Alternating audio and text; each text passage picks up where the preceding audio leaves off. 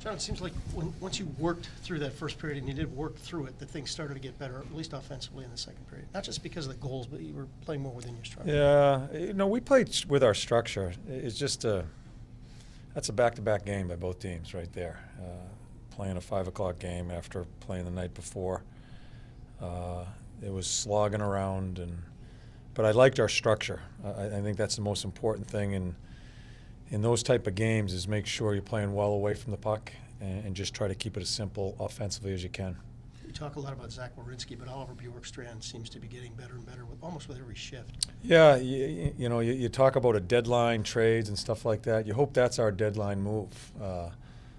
He has, forget about the offense, but you can see his offense. I think he's working so hard on the other stuff, and that's what kept him out of the lineup early in the year here, breaking camp and down to the minors, was his energy, his battle level, his competitiveness, and he has really grown there. We know about his offensive instincts, his shot.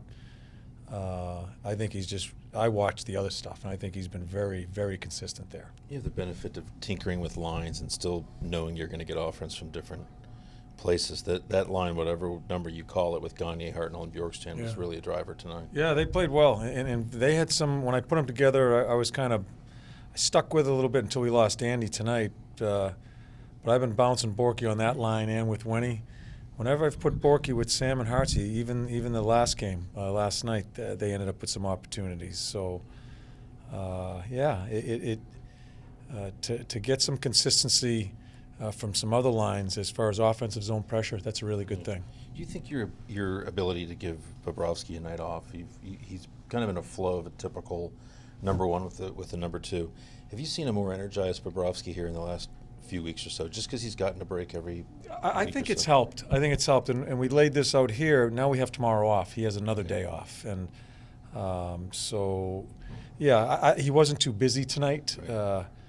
Which in the big picture I think helps. I don't think we lost ourselves, but our thing changed a little bit in the middle of the year with certain situations as far as our schedule with Bob. We're trying to get back on track there. We have 5 back-to-backs in the month of March. Corpy's going to be playing in those, and who knows where else. So,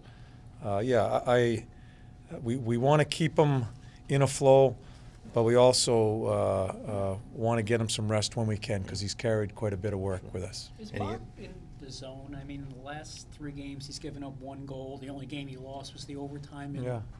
Well, Bob's been pretty good all year long.